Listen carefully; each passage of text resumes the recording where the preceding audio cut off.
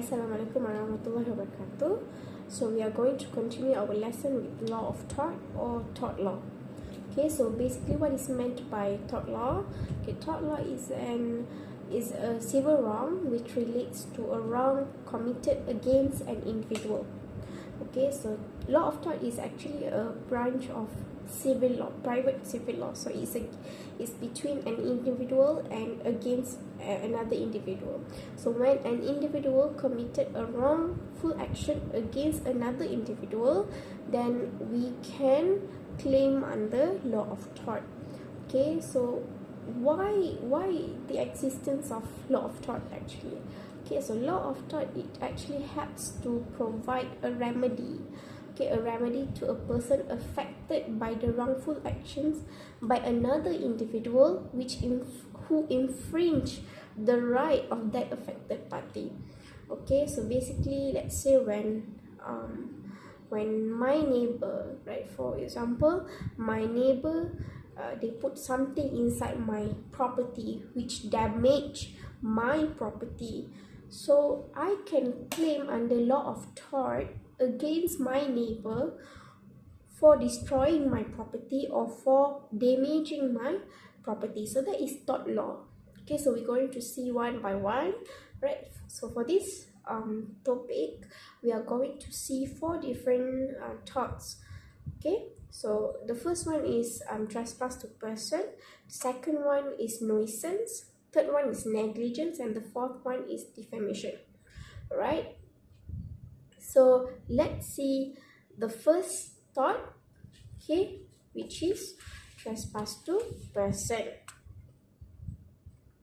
So what is basically trespass to person? So trespass is a direct interference with another person or his property which infringes that person's right to enjoyment of his land, possession of his goods, or freedom of movement. So what is basically a trespass?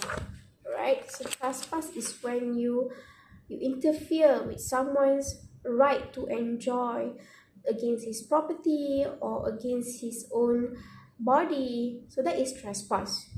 You are interfering with somebody's right. Okay, trespass to person, basically you are interfering with that person. Okay, so trespass is actionable per se. So what is actionable per se? Meaning that the claimant or the plaintiff, the one who is affected and is claiming against another party, okay, they don't need to show any damage at all. They just need to show that there is an action caused by the other party, and that will guarantees you to sue that party. You don't need to prove any damage. You don't need to prove any injury that had been caused by that party, right? So that is meant by actionable per se. Okay, so trespass actually has 2 different types. Okay, trespass to person, trespass to land, but we are going to only learn about trespass to person. Okay, all right.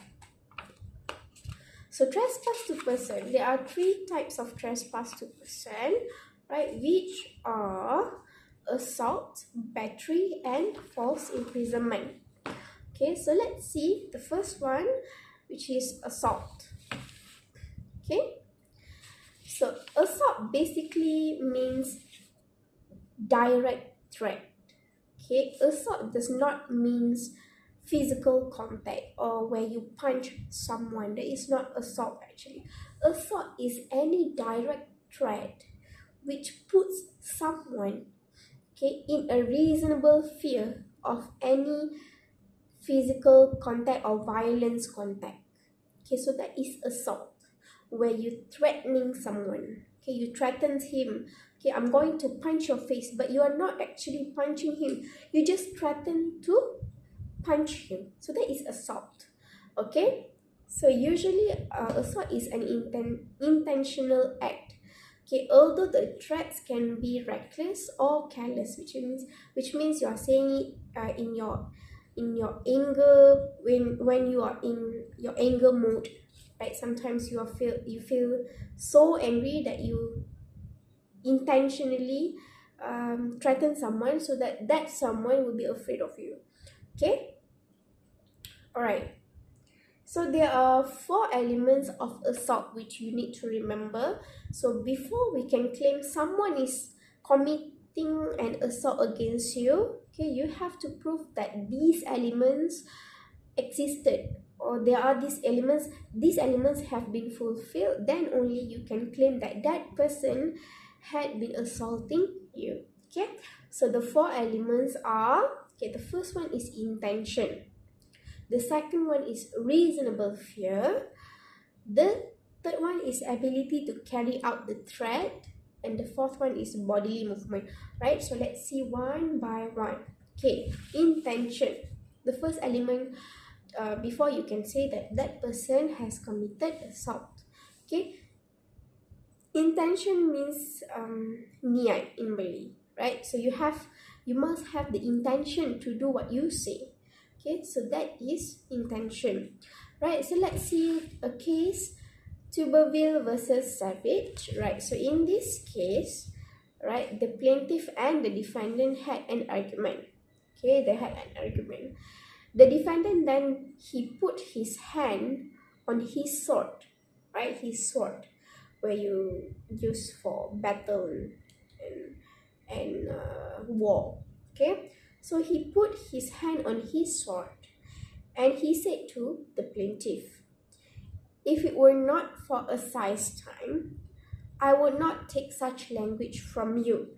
Okay, so what is meant by assize? Assize means where the judges were in the town for court sessions. So back then, during the 18th century, right, the court is not usually in one place. They would go from one place to another to hold a court session where people can complain, and they would hear the case, and that would give they will give their decisions based on the testimonies from the witnesses and the claimants and the defendants, right?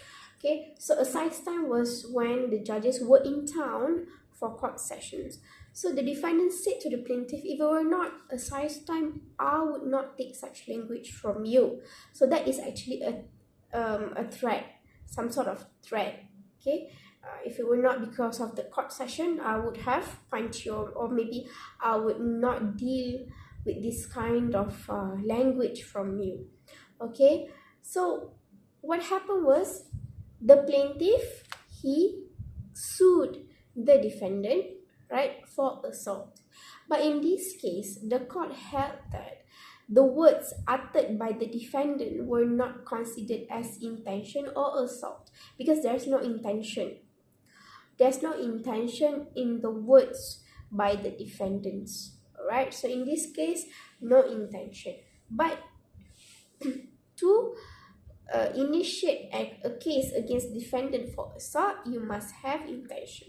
Right, the second one is reasonable fear. Okay, there must be reasonable fear. What is reasonable fear? It means that you must be in a state of fear, but not some kind of what you mean by sorry. It must be reasonable.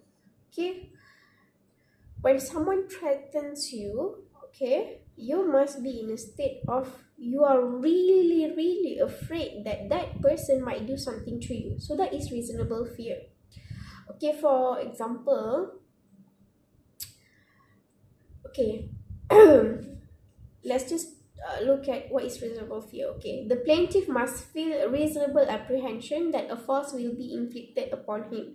Okay, that's what I just said just now. Okay, you are in a state of fear where you are really afraid that that person might be causing something to you. Okay, all right. So how do we measure reasonable fear? Okay, we measure reasonable fear through an objective test. Okay, which is, okay, if a reasonable man is in your place, would that reasonable man, okay, would feel the same feeling, which is the feeling of being afraid of danger, okay, the same as you if he were to face in the same situation. Okay, so let's say you are in this situation. Okay, a person is threatening you with a gun in his hand. Okay, so he's holding his gun while saying, I'm going to shoot you if you're not going to move, let's say. Okay, so the objective test is, if a reasonable man is in your place at that moment when a guy is pointing his gun at you and threatening you to move, if not he will shoot. So if that reasonable man is feeling the same r- apprehension of danger or danger against him, then there is reasonable fear. Okay, the reasonable fear exists. Okay, so that is called objective test, right? But if in that situation that reasonable man, any reasonable man, would not feel the same apprehension of danger like you did, then you cannot call it reasonable fear. So you are not in reasonable fear situation. Alright, so that is objective test. Okay, so if the answer to that objective test, okay, that yes, that reasonable man would feel the same feeling of danger as you did, then that element is fulfilled, which is reasonable fear. So that is reasonable fear. But if he is not feeling any danger, he's not feeling afraid, if he faced the same situation as you, then the element has not been fulfilled. So that is the second element, which is reasonable fear. Okay, right, so let's see case of R versus Saint George. Okay, so the fact in this case is Saint George had an argument with Mr. Durant and took out a gun. Before he could shoot, another person prevented him from shooting. So he's holding his gun and he was about to shoot, but another person stopped him from shooting. So the court held that it is an assault to point a weapon at a person even though that weapon has not been loaded. Okay, means there's no bullet in it. But if the defendant, or sorry, if the victim knew that the gun was unloaded, means no bullet in it, okay, then there is no assault. Because why? Because if you feel afraid with unloaded gun, then it will be unreasonable. Because why you should feel afraid if you know that the gun has been unloaded or has no bullet in it, right? So there is no assault. But if you did not know whether the gun is loaded or unloaded, then there is an assault. Alright? Okay. So that is the case for reasonable fear. Okay, move on to the third element, which is ability to carry out the threat. Okay, his keupayaan untuk menjalankan apa yang telah diugut. So that is ability to carry out the threat. Okay, to prove an assault, the defendant must have the ability to carry out his threat.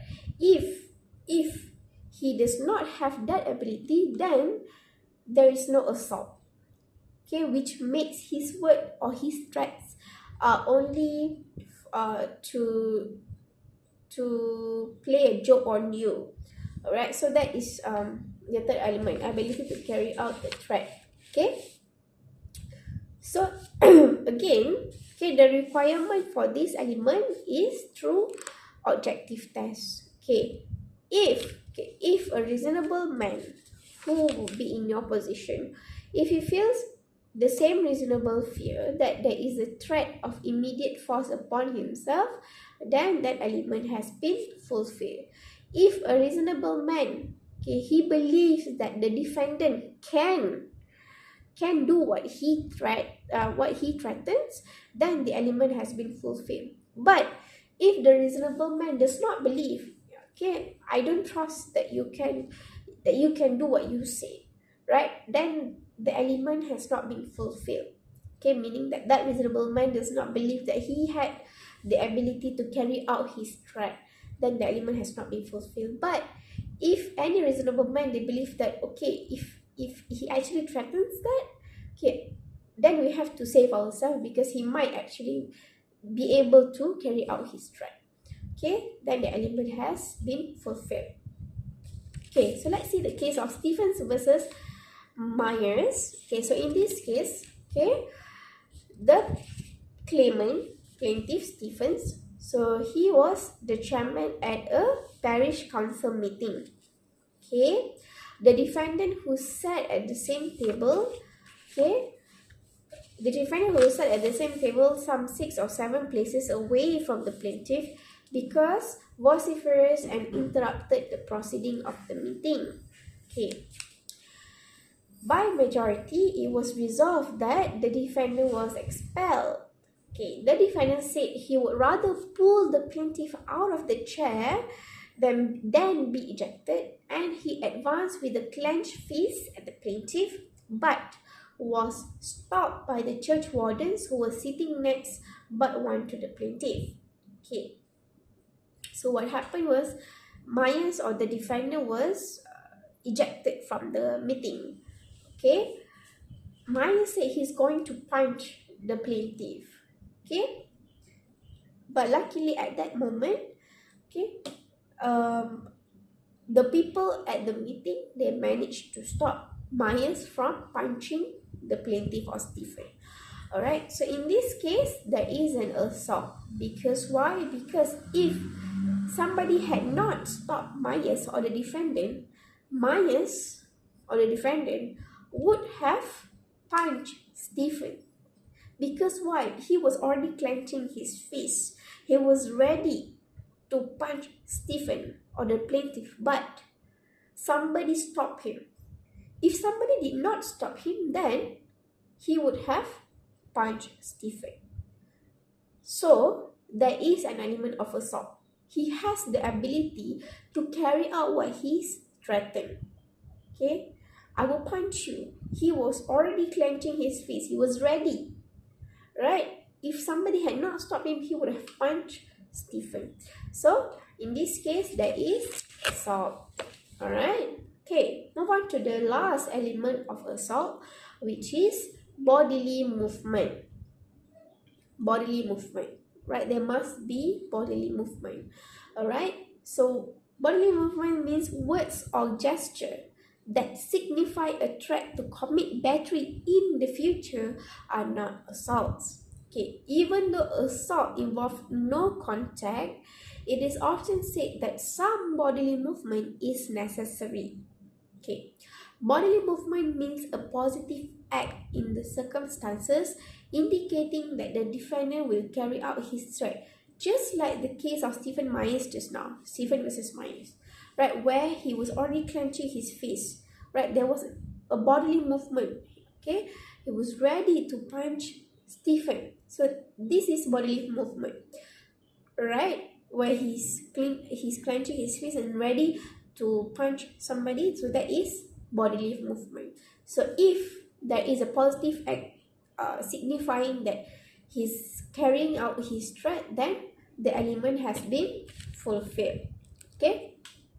Right, in the case of Red versus Cooker, okay, in this case, the claimant owed the defendant rent. Okay, when the defendant told the claimant to leave the premises, the claimant refused. Okay, the defendant then ordered some employees to escort the claimant from the premises. Okay, these men surrounded the claimant, rolled up their sleeves and told him that if he did not leave, they would break his neck. The court held that there was an assault. So in this case, there was an assault because why? There was a bodily movement from the men who surrounded the plaintiff or the claimant, and they were rolling up their sleeves.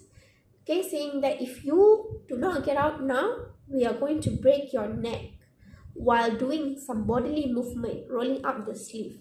Then that was an assault. right? The fourth element has been fulfilled. All right. So that is for assault. So there are 4 elements that you need to fulfill. Okay. So the second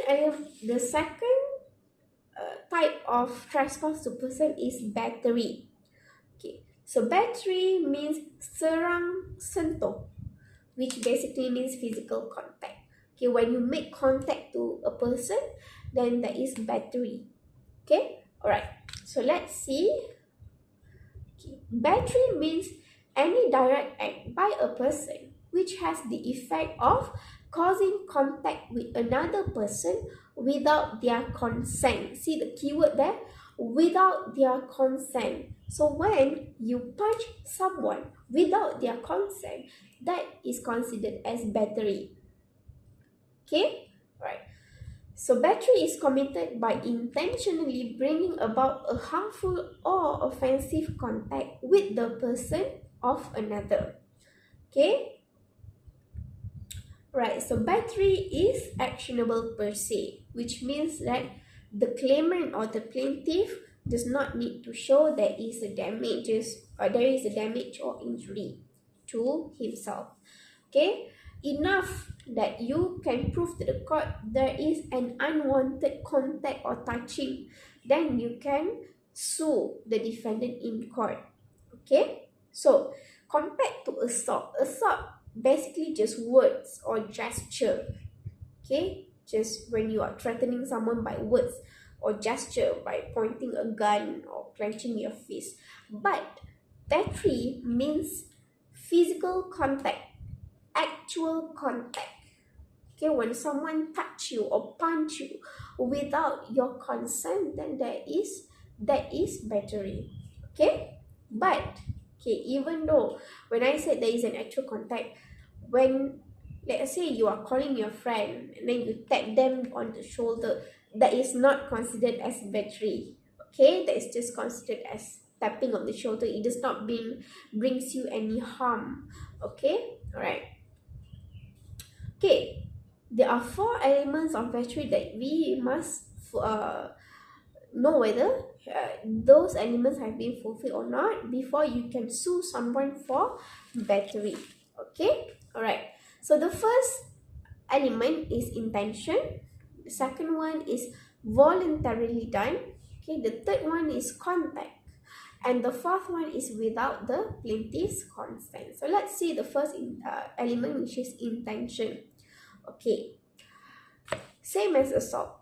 Okay, intention is where you have niat, right? So for battery, the defendant must have the intention to apply the force against the plaintiff.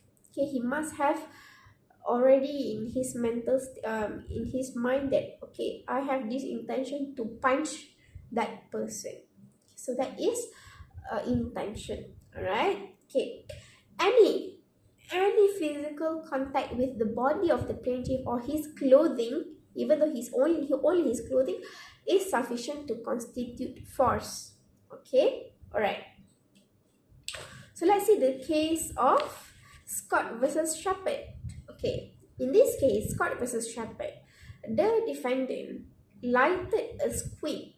Okay, a squib is some sort of a firework. Okay, the defendant lighted a squib and it was thrown into an open market area. Okay, so this person called A, okay, he picked up the squib and threw it upon B, who then picked it up and threw it away. That squib or that firework hit the plaintiff, whereupon the squib burst into flames, right? So the court held that the defendant was liable for the tort of trespass to person. Because why? A and B reacted for their own safety, right? A and B does not have intention to throw the squib. Okay, they're just saving their lives. They're just protecting themselves. So they threw the squib, but it hit the plaintiff, right? So the person that the plaintiff should be suing was the defendant who lighted the squib and threw it to the open market area. So there was an intention by the defendant. Okay, the second element is voluntarily done. Okay, what is meant by voluntarily done? Meaning that the defendant did that action on his own. Nobody forced him. Okay, he's doing that voluntarily. So that is meant by voluntarily done. Okay, let's see the case of Gibbons versus Pepper. Okay, Gibbons versus Pepper. The fact in this case was that the defendant was riding a horse when someone hit the horse from behind, causing the horse to bolt. Okay, the horse was shocked because someone hit the horse from behind. So the horse came into shock and bolted. Right? The horse then collided with the plaintiff, and the plaintiff filed an action against the defendant. But in this case, the court held that the defendant was not liable because the incident of the horse was outside of the defendant's control. Someone hit the horse. The defendant could not do anything. It was outside his control that the horse actually bolted and collided with the plaintiff. All right, so there was no battery in this case. All right, the third one, contact. Okay, there must be contact. Okay, so in battery there must be intentional touching or hostile contact. Okay, where you grabbing someone by the neck. Okay, you grabbing someone by the collar. So that is a hostile contact. That is battery. Because why? There is a physical contact, even though not to his skin but only to his clothing. That is also considered as battery. Okay. All right. Let's see the case of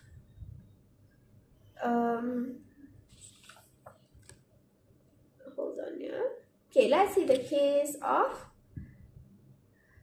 Cole versus Turner. Hold on. Okay, let's see the case of Wilson versus Springer. Okay, Wilson versus Springer. In this case, the defendant was a schoolboy. Okay, he seized the bag over the claimant's shoulder, causing the claimant to be injured, and the claimant sued for thought of assault against the defendant. Okay, the court held that there must be hostile touching before it can be said to be a battery. So when you just pulling the bag, it's not considered as hostile. Okay, there must be a hostile touching, meaning that you are intentionally you want to cause injury to that person. Okay, if not, then that's not a battery. Okay, let's see the last element, which is without the plaintiff's consent. Okay, without any person consent, you cannot simply touch him, or you cannot simply have a physical contact with that person, or else it will be resulted to battery. Okay, right, let's see the case of Tiong Pik Hiong versus Wang Xiu Gyu. Okay, this is a very interesting case. It's about a mistress case. All right, the fact in this case was that the claimant was hit and her face was scratched by the defendant because the suspicious relationship between the claimant and the defendant's husband. So the defendant was being suspicious against the plaintiff. Okay, she was being suspicious that the plaintiff had any relationship with the husband. So what the defendant did was she scratched the face of the plaintiff without her consent, of course. All right, then causing damage to the plaintiff. The court held that the defendant was found liable for committing battery. Because why? No consent, of course lah. Right? When you're scratching someone's face, why would there be any consent? Okay. All right. So there was battery. Okay. All right. So the last type the last type of trespass to person is forced imprisonment or penahanan salah, where you lock someone inside a confined space without any actually escape route. That is forced imprisonment, or you actually forcefully detain someone. So that is forced imprisonment. Alright, okay. So forced imprisonment is defined as the unlawful imposition of constraint on another's freedom of movement from a particular place. Okay, you constrain someone from moving from A to B. Okay, let's say you want to go from A to B, but someone stop you in the middle. Okay, you cannot go anywhere. You are forced to stay there. Okay, you cannot go to B because why? You were stopped by somebody, right? And that somebody would not let you go. Okay, then there is forced imprisonment. Okay, right. So forced imprisonment refers to a situation whereby without a lawful reason, the plaintiff or the claimant is prevented from moving freely, and it is therefore the deprivation of personal liberty. Okay, but if someone is holding your arm but you are actually able to break free, then that is not forced imprisonment. Okay, because why? You can break free from that person, but that can be considered as battery. Okay, but if you are constrained, meaning that your hands are tied, okay, your legs also are tied, you cannot go anywhere, right? You cannot ask for help, then there is a forced imprisonment. Okay, so forced imprisonment, there are only 3 elements that you need to fulfill before you can say that person has committed forced imprisonment. Okay, so the first one is intention. Okay, of course, intention. There must be an intention. The second one is the restraint must be a direct consequence of the defendant's act. And the third one, the restraint must be complete. Okay, so let's see the first one, intention. Okay, the defendant must have committed the restraint intentionally. Okay, the defendant must intend to do an act which directly results in the confinement of the plaintiff. Okay, right, let's see the case of W. Elphinstone versus Lee Lang San. Okay, where in this case, right, the plaintiff was arrested by police at the entrance of court on charge of driving a lorry with inefficient brakes. Plaintiff said that the police officer negligently arrested. Okay, the court held that forced imprisonment cannot occur through negligence. Intention of the doer is a prerequisite. Okay, so there is no intention in this case. All right, right. So we go to the second element, which is the restraint must be a direct consequence of the defendant's act. Alright, so for this element, which is the restraint must be a direct consequence of the defendant's act, okay, so it means that only the person who directly causes the confinement may be successfully sued for forced imprisonment. Okay, let's say that the defendant directed a person to lock you in a basement or in a room. Alright, you cannot sue the person who was directed to lock you in. You must sue the defendant, because why?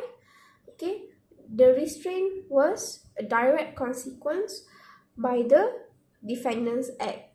The defendant who directed another person to lock you. Okay, so you should sue the defendant. Okay, and the restraint is a direct consequence by the defendant's act. Okay, if the defendant did not direct someone to lock you, then there will be no restraint, right? Okay, so that is meant by the second element. Okay, so let's see the case of Harnett versus Bond. Okay, this is a very interesting case where the plaintiff Harnett, he was a patient or an inmate at a lunatic hospital. Okay, rumah sakit jiwa hospital sakit jiwa. Okay, so Harnett, okay, he was an inmate or a patient at the lunatic hospital run by Dr. Adam, okay, the second defendant. Okay, he was granted a month's leave, but Dr. Adam had the power to reconfine him during the period of 1 month's leave. Okay, so on the second day of his leave, okay, Harnett, he went to the offices of the commissioners of lunacy and he met Bond. Okay, one of the commissioner who concluded he was not fit to be at large, and then Bond, okay, Bond is a person, Bond, James Bond, okay, B-O-N-D. Alright, so Bond actually telephoned, he called Dr. Adam and said, the plaintiff was in his office and you should send someone to confine him because I don't think he should be going out, right? So Bond actually detained Harnett at his office for almost 3 hours until somebody from the hospital arrived. Okay, Dr. Adam then examined Harnett. Okay, then he found that Harnett was unstable, meaning that he's insane. Okay, so then the plaintiff was confined at various institutions for 9 years until he escaped and they found that he was sane, meaning that he's waras, right? He's not insane. Okay, so the court held that Dr. Bond had no right to cause the appellant to be detained at the office while waiting for the arrival of Dr. Adams' car and is liable for illegal detention. Okay, the detention of the appellant at the offices for a few hours was the direct cause of his confinement at the other institution. So because Dr. Bond constrained Harnett at his office, that actually led to his confinement at various institutions for 9 years. Okay, so there was false imprisonment for the 3 hours restraint and for the 9 years restraint. Okay, right, so let's see the third element and the last final element for false imprisonment, okay, which is the restraint must be complete. So what is meant by restraint must be complete? Meaning that when you are in prison, you are being confined to a place, okay, there is no escape road, there is no window for you to jump, there is no doors for you to kick. Alright, so it's completely blackout. Alright, so that is meant by restraint must be complete. Okay, even though there is a way for you to escape, but that availability must be reasonable, which means that it will not cause you any injury or it will not cause you death. Alright, if it does, then there is a false imprisonment. Okay, alright, let's see in the case of Bird versus Jones. Okay, so in this case, Bird versus Jones, right? So Bird, he wished to cross a section of a public road which was closed off due to a boat race. Okay, so they closed off a road because there was a boat race. Okay, 2 policemen, the defendants, okay, they prevented Bird from passing in the direction he wished to go. Okay, so they blocked him, right? You cannot go this way because the road is blocked off due to the boat race, right? But there was another direction, there was another road where Bird can use, but he insisted on using that road that was blocked, right? So Bird then filed for an action of false imprisonment against the police, right? The court held that due to an availability of another road, then there cannot be a false imprisonment. Because why? You can still go another way, but you insisted on walking the same road that was blocked, then there was no false imprisonment. Alright. Alright, so we have finished the 3 types of trespass to person. So we're going to see the common defenses to a trespass to person. Okay, that defenses means when someone is being sued for trespass to person, for example, assault, battery, or false imprisonment, then the defendant can raise his defenses, okay, to say that he committed that he did not committed that assault, battery, or false imprisonment without consent, for example. All right, so the common defenses are, the first one, self-defense. Okay, so the second one is voluntary consent, the third one is spot, and the fourth one is lawful arrest. Let's see self-defense first. Okay, so when a person has been threatened, or you are facing with some conflict, then you can use a reasonable degree of force to protect yourself. Okay, then if you were sued by someone, you can say that you did that due to your self-defense, right? You are self-protecting. Okay, all right. The second one is voluntary consent. Okay, usually consent is when you are involved in sport, for example. Okay, for example, boxing, right? So how can you box without touching someone? So usually in a sport like that, where you box, where you would have the need to do a physical contact, then there will be consent. All right, so when you maybe you punch that man in the shoulder, and then that man shoot you, you can say that you had given your consent when you joined the sport, right? So they cannot sue you for trespass to person. Okay, right. So for voluntary consent, if the claimant or the plaintiff had given their consent, then later on when they sue you, you can say that they had given their consent, right? So you can say that that is your defense. All right, because they had given their consent, then it's not a trespass to person. All right, okay. The third one is sport. Okay, like I said, where the rules of the sport requires physical touching, then that person gave their consent to be touched physically. Then if anything happens, you cannot simply say that is a trespass to person, because why? You had given your consent to participate in the sport, right? For example, boxing, taekwondo, right? Okay, all right. The last defense is lawful arrest. Okay, lawful arrest. For example, police who has a power to restrain a person. Okay, you cannot say that is false imprisonment. All right. So when they have the need, okay, they have the requirement, they have warrant to arrest someone, then that is considered as lawful arrest, and you cannot simply say that is a false imprisonment. Okay, all right. So that is all the defenses for trespass to person. Okay, that is all for the topic of trespass to person. Thank you.